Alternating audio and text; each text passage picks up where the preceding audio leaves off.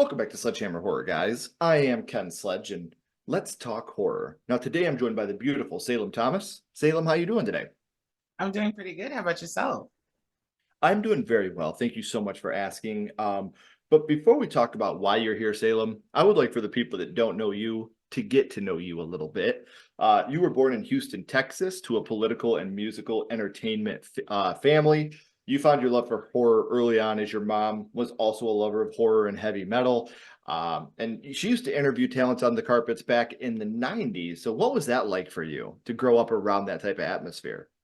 It was pretty interesting. I've had media training since I was 13, just in case anything happened with my family. And ironically, with the last presidential administration, my uncle worked on it. So luckily, all of those things came in handy. But when it comes to horror, it was great. The first horror movie that I saw was Scream, and I was literally 2 years old, 1.5 years old. So it's been something that's been very prominent and heavily prevalent in my life for a really long time. It's been lovely. I love it. Right. Well, I mean, and not just that, but I mean, you ended up following in your mom's footsteps too. Executive producing a Scream fan film, starting an independent film production company, Death Becomes You Productions. Doing all these different things that you're able to do now. Do you think that your mom had a huge influence on you wanting to follow that path? Most definitely. One thing that I can say about my mom is like, regardless of the ups and downs of our relationship, she's always been a muse in everything that I've done because she's just been so strong and powerful and she's gone through so much, but she's still been able to rise above all of those things. So me being able to look at her and kind of sort of use her as a catalyst to propel me forward in all of the things that I want to do, it's been really lovely. And I definitely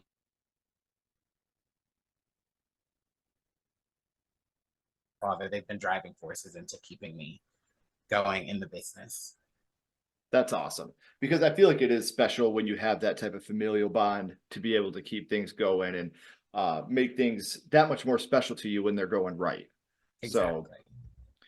I do want to let everybody know I do have all of Salem's social media links down in the description because this year their focus is going to be on highlighting indie talent and producing small budget original films as well. So you're going to want to stay involved with that. And the best way to do that is by clicking those links right down in the description. So where is the best place for people to talk to you or be able to maybe even send in reels and stuff for Death Becomes You Productions?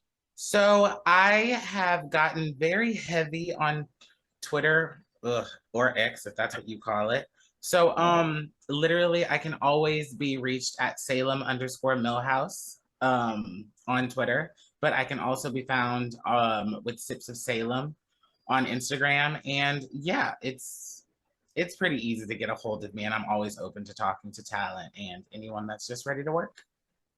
Well, I can't wait. Hopefully, I get to work with you someday as well outside of this Most podcast. 'Cause I think definitely. that it would be an amazing thing to do. So, you kind of hinted at it earlier, but you wouldn't be able to do all these things with Death Becomes You Productions if horror didn't start for you somewhere.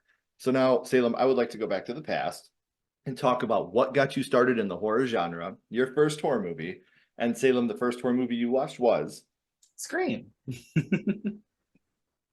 And what a great start to your horror life. I mean, Scream came along and put a shot in the arm into horror and made horror just come back to life at a time where it really was dying out. So I know you said you were very, very young when you had watched Scream for the first time, but do you remember who you were with when you watched it?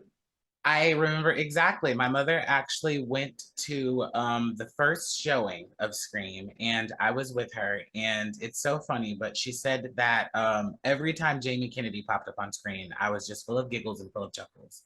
And she said that once I was around the age of 9, she re-showed me the movie.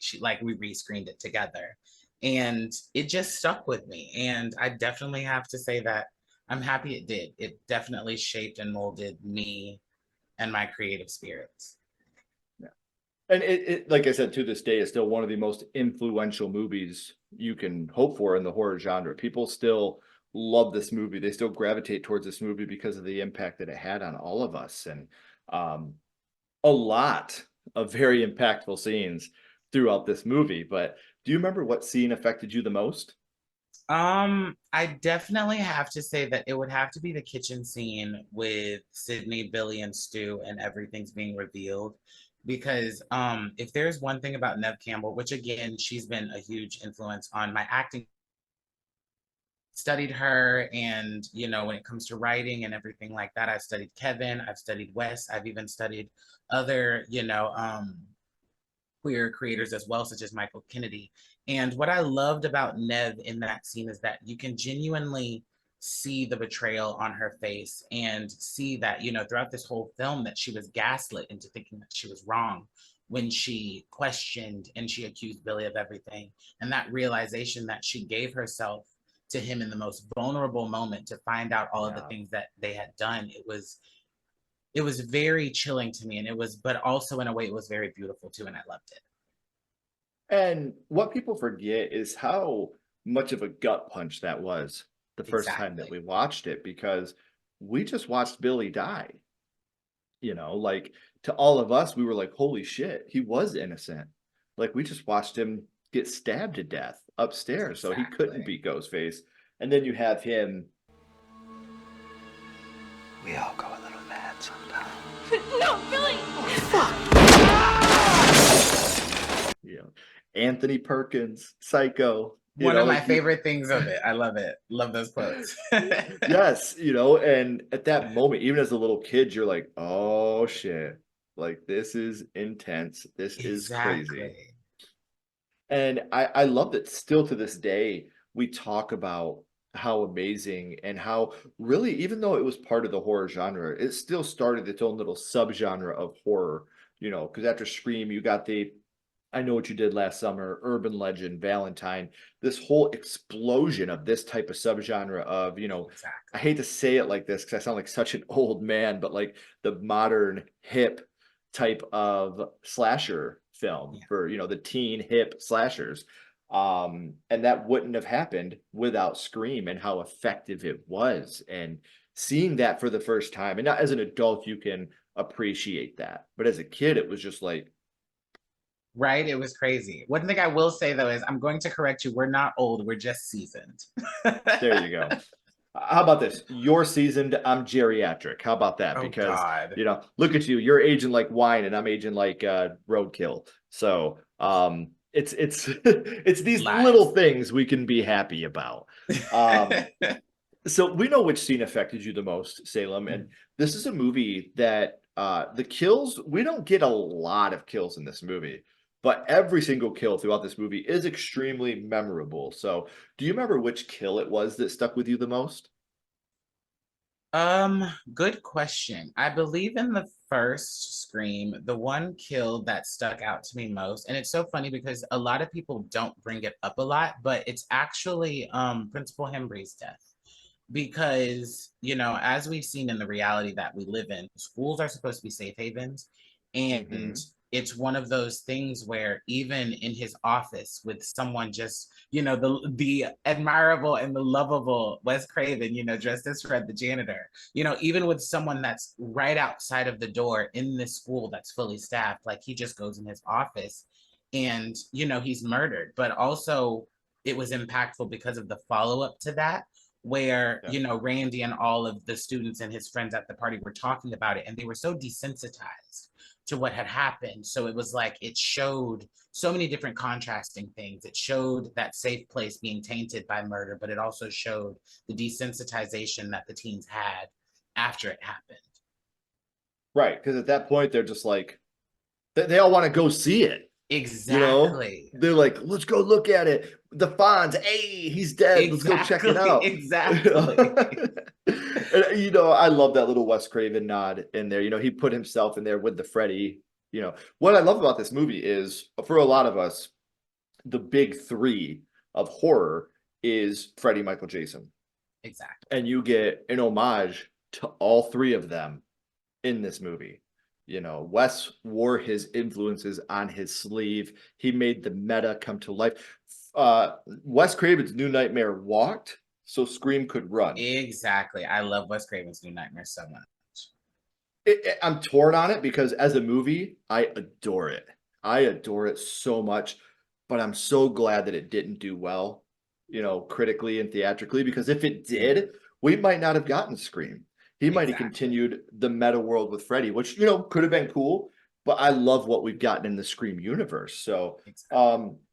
as of recording, we know that there's an announced Scream 7. We don't know what the hell's going to happen with it yet, but we know it's been announced. But as of now, we have 6 entries in this franchise. So, what would you say is your favorite film in the Scream franchise? Can't put me on the spot like this. I can't necessarily pick one, but what I will say is if I could do a top 3 ranking, I would definitely say 1, 3, and then probably 5, just, not only for the nostalgia factor, but because we got a fresh take from a lot of creators that I fortunately get to call, friends at this point in life. But Scream 3's grown on me. It definitely has. So if I had to, I would totally have to say that that would be my favorite at the moment. I love Scream 3, and I know a lot of people hate it because of the voice changer. Yeah. But tell me this, how sick would this be, right? Scream 7 starts. You got Courtney Cox's Gail giving a weather report, and they're taking live calls, and all of a sudden you get a call, and it's the voice of Dewey, and it's like, Right? Gail, you let me Chilling. die. Bring that voice changer back for Scream 7. I'm in. I think that'd be the best opening because it breaks your heart. No one dies, but you can bring Dewey back, for Exactly. You that get David voice. coming back as well. It's amazing. Yeah. I would love that, especially now that Courtney has voiced her approval of it and wanting him to come back as well. So Right. I definitely, I think that would be a great idea. I'm 100% in. And you can't say, "Oh, well, Scream's always been realistic." So doing that, listen, Scream's already done this voice changer, okay? So don't give me Exactly. that bullshit. And I love how you said, "Well, my favorites are Scream 1, 3, and 5." So I can say you're an odd girl. Ah, boomch. Uh, no, I do love Scream 3 too. I think it's so much fun. I feel for Scream 3 like I do for Halloween Resurrection. I think that it gets a lot of bad blood because it's a lot different than the rest, but it's still so much fun. I've never been bored watching Scream 3. I've never been bored watching Halloween Resurrection. I can find, love in both of those films. So we know that those are your favorites in this franchise, but since we're talking about Scream and we know what your first horror movie was, my little buddy Ghostface is here now, Salem, and he has a question for you. Of What's your course. favorite scary movie, Salem? What is your favorite horror movie of all time? So my favorite horror movie of all time would have to be, so it's kind of on both hands. I love the original Black Christmas, but I also love the remake as well. Not the newest remake. Good God, not that one. I was But yeah, no, not that one. but the one with Michelle Trachtenberg and Katie Cassidy. I loved that one, and I loved the original as well. And it's been a big influence on me because like I said, Michael Kennedy, Wes Craven, Kevin Williamson, um, Hitchcock, like so many of those things, they've stuck with me. And I really love those Mhm. things. And they've really molded me as not only but a filmmaker, but as well as an actress as well. And I just Sure. love the story of the Black Christmas films. That's why, like, when they started working on It's Me Billy and It's Me Billy Part 2, I didn't get a chance to donate to the first one. So me being able to help crowdfund the second one, I love it so much. And I just love it. So I definitely have to say that that's my all-time favorite. And you know what? I think we just had this talk. By the time you guys watch it, it'll be a while ago. But I think that Jess Bradford is one of the best final girls of all time. Yeah. You're at a time where women are supposed to be subservient and listen to their man.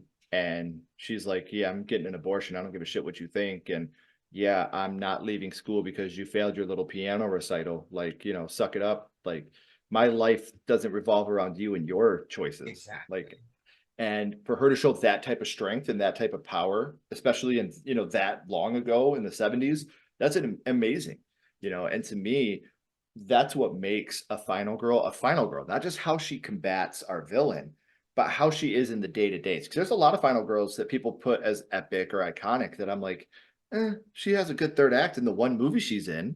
But overall, as a final girl, she's not what Jess Bradford was.